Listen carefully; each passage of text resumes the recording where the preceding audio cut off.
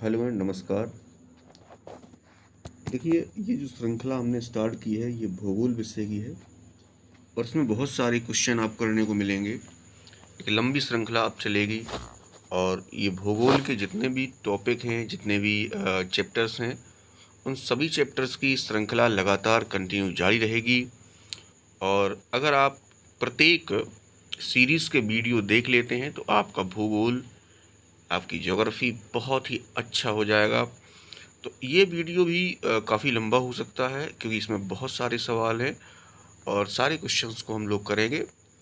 तो आइए बिना देर किए स्टार्ट कर देते हैं। चलो एक बात और बता दें कि भाई अगर तुम्हें इस वीडियो की क्वालिटी जो है कमज़ोर लगे तो क्वालिटी अपने से बढ़ा लेना, और अगर तुम्हें लगता है कि स्पीड स्लो है तो तेज़ कर लेना, अगर तेज़ लगे तो स्लो कर लेना।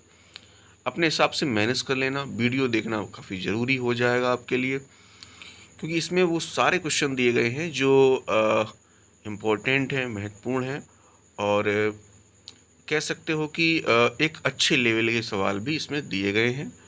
तो आइए पहला क्वेश्चन जो दिया गया है उसी से हम स्टार्ट कर देते हैं।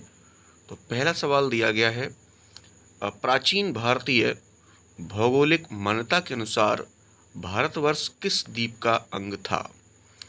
तो सबसे पहले लिखा है पुष्कर द्वीप।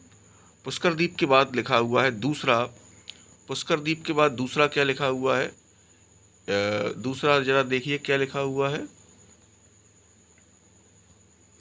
पुष्कर द्वीप के बाद मुझे बता दो क्या लिखा हुआ है जल्दी से। पुष्कर द्वीप के बाद मुझे बता दो क्या लिखा है जल्दी से। जम्बू द्वीप। और जम्बू द्वीप के बाद क्या लिखा है? कांच द्वीप। और कांच द्वीप के बाद क्या लिखा है? कुश द्वीप। तो सबसे पहले यहाँ पर हम लगा देंगे इस जम्बू द्वीप और करेक्ट आंसर लिख के आ गया, इसका मतलब ये आंसर सही है। ठीक है, दूसरा क्वेश्चन की ओर बढ़ेंगे। तो दूसरा क्वेश्चन है, सर्वप्रथम इंडिया शब्द का प्रयोग। भाषा थोड़ी सी नॉर्मल है। सर्वप्रथम इंडिया शब्द का प्रयोग भारत के लिए किस भाषा में किया गया था? उर्दू में किया गया था? नहीं। ग्रीक में बता दो किया गया था कि नहीं किया गया था। फारसी में बता दो और अरबी में बता दो। तो भाई इंडिया शब्द का प्रयोग अरबी फारसी का तो नहीं लग रहा। क्या उर्दू का लग रहा? नहीं लग रहा। ग्रीक का लग रहा। चलो इसी को लगाते हैं, बिल्कुल करेक्ट आंसर हो जाएगा। अगला सवाल बढ़िया, क्वेश्चन नंबर 3 पे। तो 3 सवाल में लिखा है कि भारत की मुख्य भूमि की दक्षिणी सीमा क्या है? तो इसमें इन्होंने जो है अक्षांशीय विस्तार पूछा है। चलिए देख लेते हैं। क्या जो है दक्षिणी सीमा 6.4 यानी 6 डिग्री 4 मिनट उत्तरी अक्षांश है? क्या ये वाला सही है? क्या 7.4 है यानी कि 7 डिग्री 4 मिनट है, या फिर 8 डिग्री 4 मिनट है, या फिर 6 डिग्री 8 मिनट है? तो हम इसका लगा देंगे 6 डिग्री 4 मिनट, और ये हो जाएगा बिल्कुल ही गलत उत्तर। तो इसका सही उत्तर देख लो फिर क्या है, और सही उत्तर है 8 डिग्री 4 मिनट। ठीक है, चलिए बहुत ही बढ़िया, आगे बढ़ेंगे। भारतीय मानक समय आधारित है।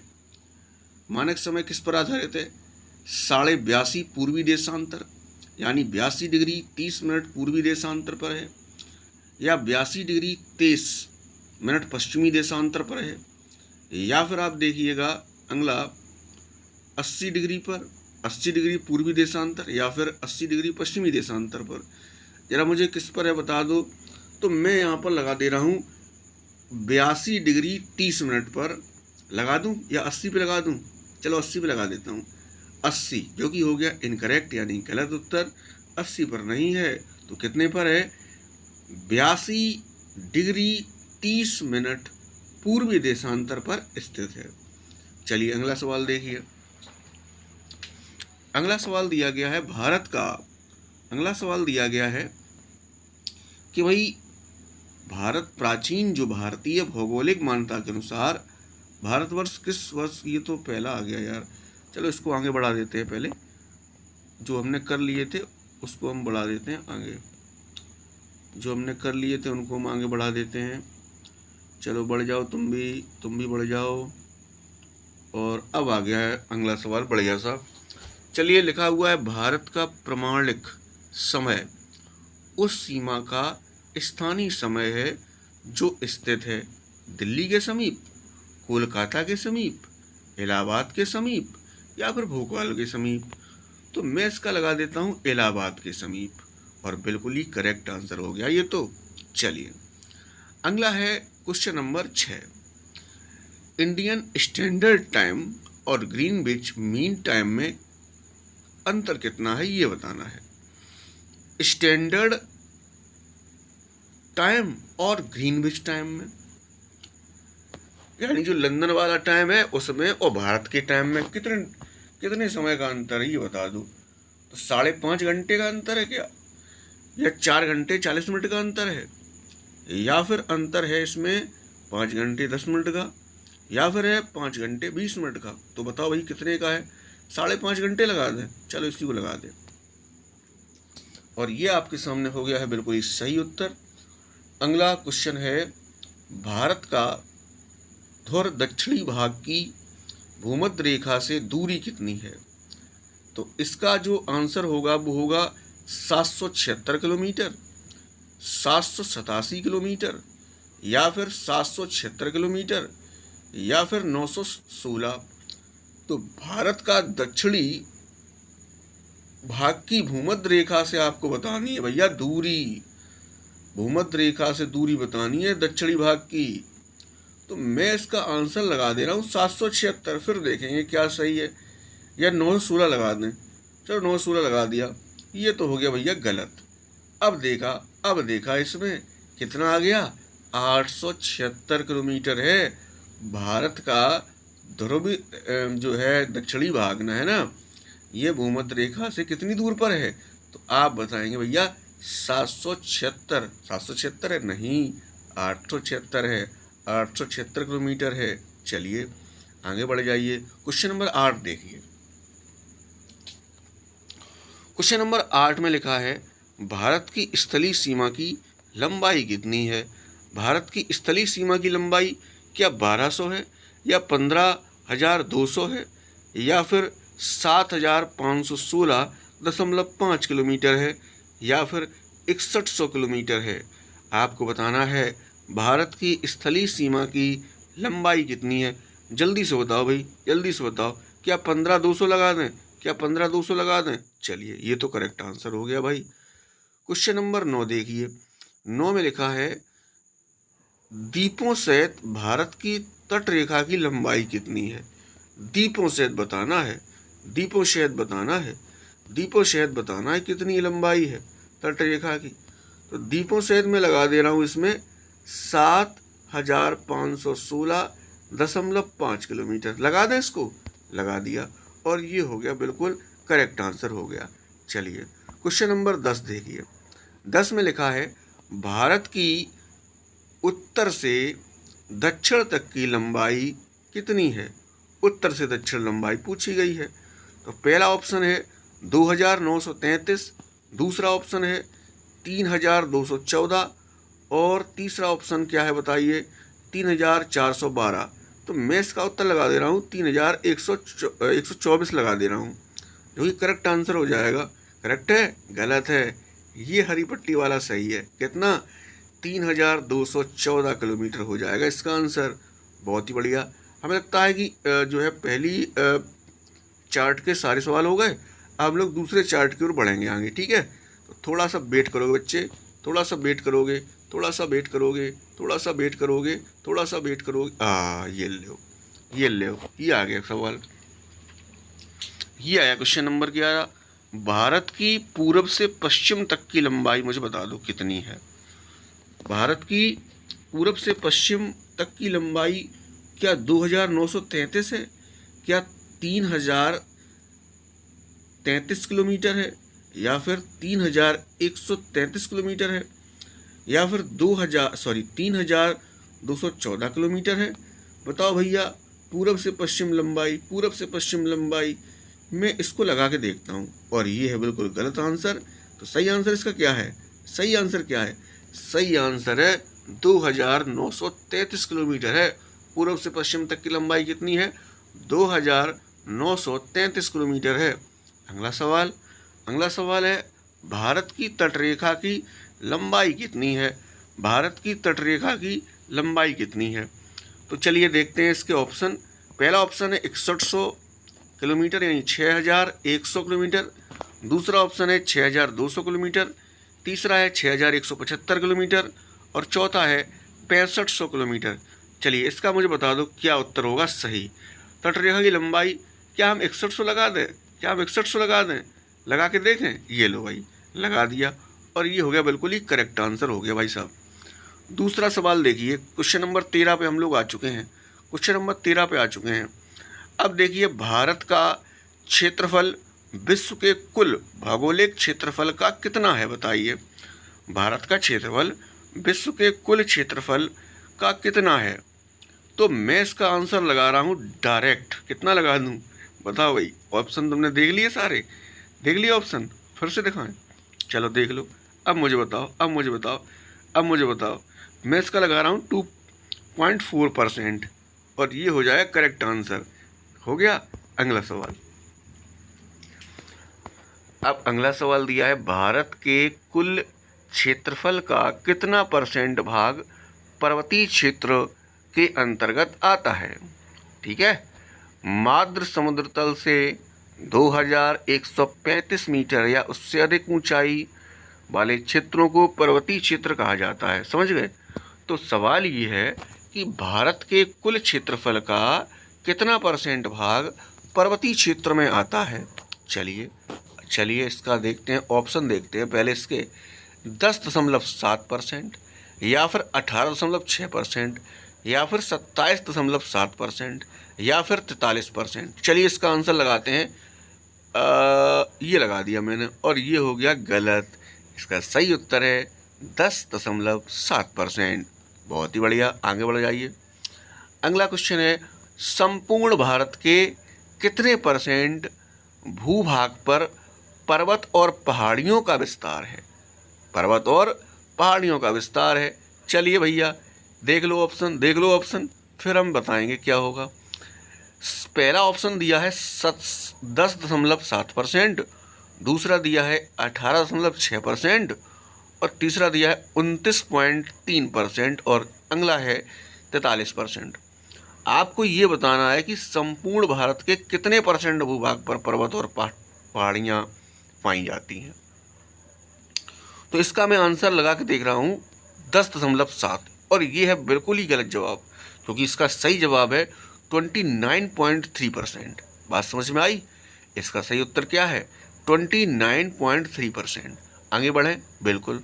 चलिए 16 नंबर देखिए, संपूर्ण भारत के कितने परसेंट भूभाग पर पठार का विस्तार पाया जाता है? पठार कितने भाग पर है? क्या 27% पर है, क्या 29% पर है, या फिर आप बताइए मुझे 18% पर है या फिर 10% पर है? पठारों की बात कर रहा है। चलिए मैं 10 पे लगा दूं। अब देखो ये गलत है और सही क्या है? 27.7% पर पाए जाते हैं पठार। संपूर्ण भारत के कितने प्रतिशत भूभाग पर पठार पाए जाते हैं? तो इसका सही उत्तर है 27.7%। बहुत ही बढ़िया। अगला सवाल है, संपूर्ण भारत के कितने परसेंट भूभाग पर मैदान का विस्तार पाया जाता है? चलिए मैदान देख लो जरा। 10% पर, 18 पर या 27 पर या फिर 43 पर? मैदान लगा दो, 43 लगा दो। तो इसमें हो जाएगा 43 इज द राइट आंसर, क्योंकि ये बिल्कुल ही सही उत्तर है। संपूर्ण भारत के कितने परसेंट भूभाग पर मैदान पाया जाता है? तो 43 यानी 43% भाग पर क्या पाया जाएगा? मैदान पाया जाएगा। चलिए आगे बढ़ जाइए। अगला सवाल आपका दिया गया है, भारत की प्रादेशिक जल सीमा समुद्र तट से कितने समुद्री मील की दूर पर है? भारत की प्रादेशिक जल सीमा समुद्र तट से कितने समुद्री मील की दूर पर है?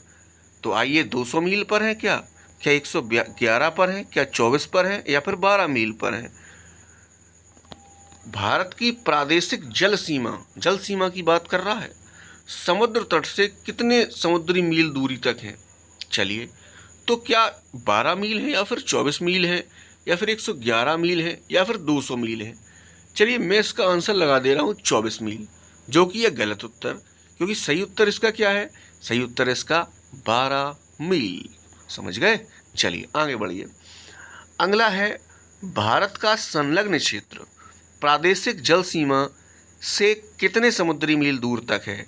12 मील, या फिर 24 मील, या फिर 100 मील, या फिर 200 मील।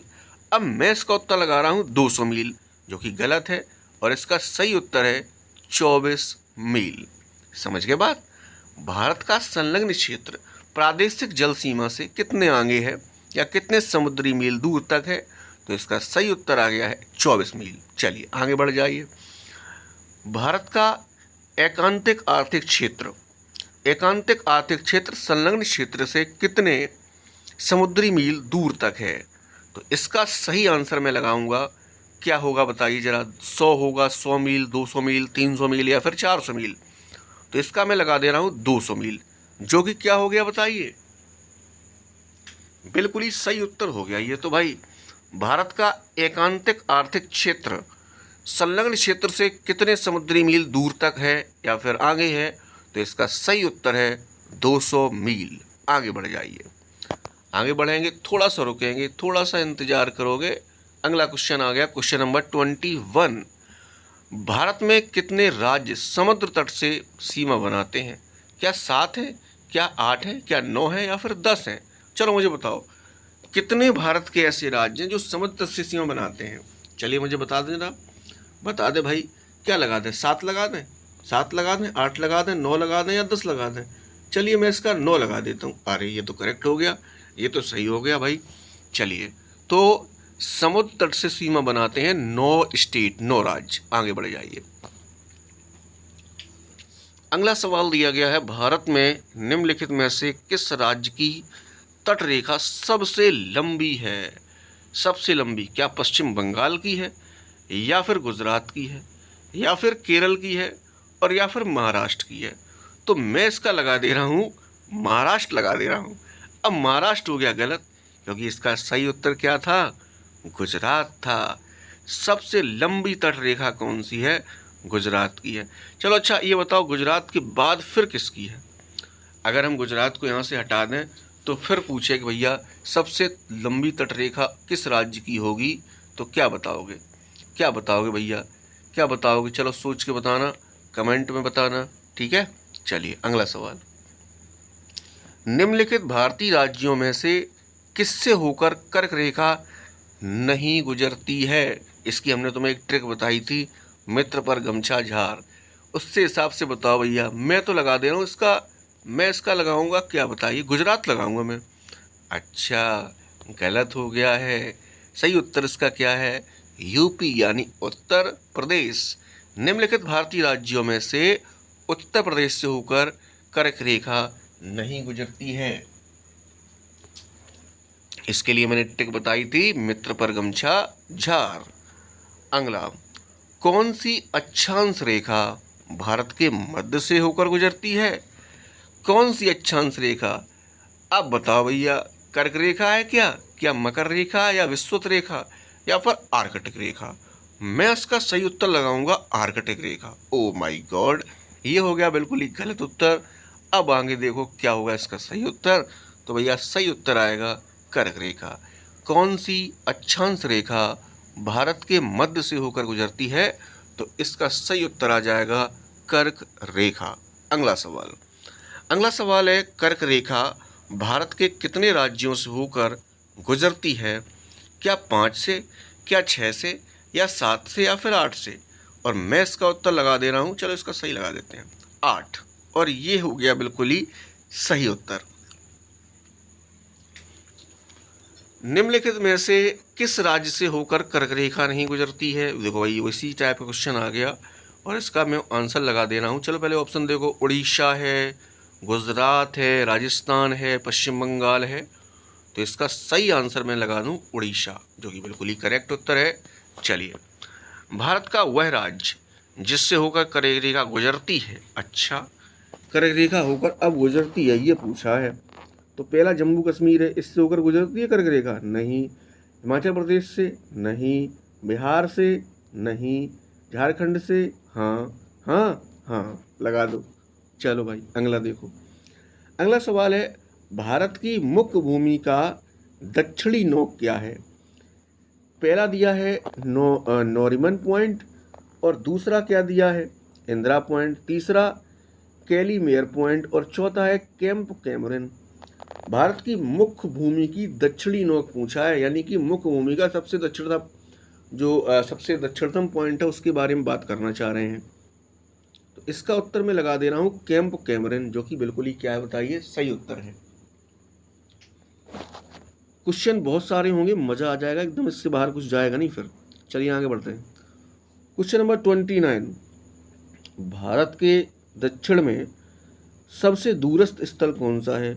तो क्या कैंप कैमरन है, या पॉइंट कैलीमियर है, या फिर इंदिरा पॉइंट है, या फिर है पोर्ट ब्लेयर? भारत के दक्षिण में सबसे दूरस्थ स्थल क्या है? तो मैं इसका आंसर लगा रहा हूँ, क्या बताइए, इंदिरा पॉइंट, और ये आंसर बिल्कुल ही सही आंसर है। क्वेश्चन नंबर 30, इंदिरा पॉइंट का अन्य नाम क्या है? चलो इसका पिग्मलियन पॉइंट ही लगा देता हूँ, जो कि गलत आंसर है, और इसका सही उत्तर क्या है? इनमें से सभी। इंदिरा पॉइंट का नाम पार्सन पॉइंट है, ला ही चिंग नाम है, पिग्मलियन पॉइंट है। ये यार इसमें गलत दिया गया, इसका गलत दिया गया नहीं भाई, सही है आंसर। तो ये दिया ना इसमें से सभी, और मैंने पहले ही देख के लगा दिया। लेकिन कोई बात नहीं, पार्सन पॉइंट भी कहते हैं, ला ही चिंग भी कहते हैं, और पिग्मलियन पॉइंट भी कहते हैं इंदिरा पॉइंट को। सही है, तो इनमें से सभी उत्तर हो जाएगा। आगे बढ़ जाओ बेटा। अच्छा थोड़ा सा रुकेंगे, चौथे पे आ जाइए। क्वेश्चन नंबर 31 देखिए। क्वेश्चन नंबर 31, निम्नलिखित में से कौन सा स्थान भूमध्य, अरे यार ये क्या हो गया, निम्नलिखित में से कौन सा स्थान भूमध्य रेखा से निकटतम स्थित है? निम्नलिखित में से कौन सा स्थान भूमध्य रेखा से निकटतम स्थित है? केप कैमरन पहला, दूसरा रामेश्वरम, तीसरा इंदिरा पॉइंट, चौथा इंदिरा कॉल। भारत में से कौन सा सबसे भूमध्य रेखा के निकटतम है? तो भूमध्य रेखा के निकटतम भैया कौन सा होगा? जो भारत के सबसे ज़्यादा दक्षिण में होगा, और सबसे दक्षिण में अभी क्या पड़ा था? इंदिरा पॉइंट पड़ा था। तो भारत के लिए दक्षिण में होगा वही क्या होगा? भूमध्य रेखा से पास में होगा। चलिए आगे बढ़ जाओ। अगला लिखा है, भारतीय भूमि का उत्तरी भाग अब उत्तरी पूछा है, तो इंदिरा कॉल होगा फिर इसका सही उत्तर। आगे बढ़ जाएंगे, आगे बढ़ोगे तो आपको मिलेगा अगला क्वेश्चन, और भारत का दक्षिणतम स्थान इंदिरा पॉइंट निम्नलिखित में से कहाँ पर स्थित है? क्या अंडमान निकोबार द्वीप समूह में स्थित है, या फिर लक्षद्वीप में स्थित है, या फिर केरल में, और या फिर तमिलनाडु में? तो इसका सही उत्तर होगा अंडमान निकोबार द्वीप समूह में स्थित है। सही है, आगे बढ़ो। अगला है, भारत की मुख्य भूमि को रामेश्वरम द्वीप से कौन अलग करता है? भारत की मुख्य भूमि को रामेश्वरम द्वीप से कौन अलग करता है? रामेश्वरम द्वीप से बताओ जरा कौन अलग करता है? 9 degree channel, 10 degree channel, Pamban द्वीप, या फिर पम्बन चैनल, या फिर पाक जल संधि? तो इसका सही उत्तर मैं लगाऊंगा, क्या बताइए, क्या लगाऊं मैं? पाक जल संधि लगा दूं, या पम्बन चैनल लगा दूं, या फिर 10 डिग्री, या फिर 9 डिग्री? चलिए मैं इसका उत्तर लगा रहा हूं पाक जल संधि, फिर देखते हैं क्या होता है। और पाक जल संधि हो गया इसका गलत उत्तर, क्योंकि इसका सही उत्तर है पम्बन चैनल। क्या उसका सही उत्तर है? पम्बन चैनल। चलिए अगला देखते हैं। आदम का पुल, एडम्स ब्रिज, निम्न में से किन दो देशों के मध्य स्थित है? आदम का पुल बताइए। चलिए भारत बांग्लादेश, भारत श्रीलंका, भारत म्यांमार। बताओ भैया क्या हो जाएगा आदम का पुल के लिए? भारत श्रीलंका बिल्कुल सही उत्तर है। चलिए अगला सवाल, निम्न द्वीपों के युग्मों में से कौन सा एक 10 अंश जलमार्ग द्वारा आपस में पृथक किया जाता है? निम्न द्वीपों के युग्म में से कौन सा एक 10 अंश जलमार्ग द्वारा आपस में पृथक किया जाता है? मालदीव एवं लक्षद्वीप, सुमात्रा एवं जावा, या फिर बताइए निकोबार एवं सुमात्रा, या फिर बताइए अंडमान निकोबार। 10 डिग्री चैनल बताना है किस किस को अलग करता है। तो मैं इसका उत्तर लगा दूंगा अंडमान निकोबार, और ये हो जाएगा बिल्कुल ही सही उत्तर। अगला सवाल,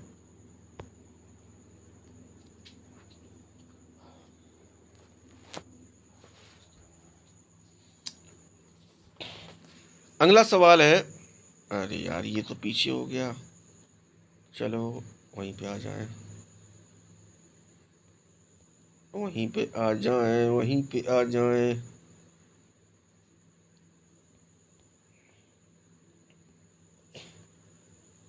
हाँ, अंडमान निकोबार इसका सही उत्तर था।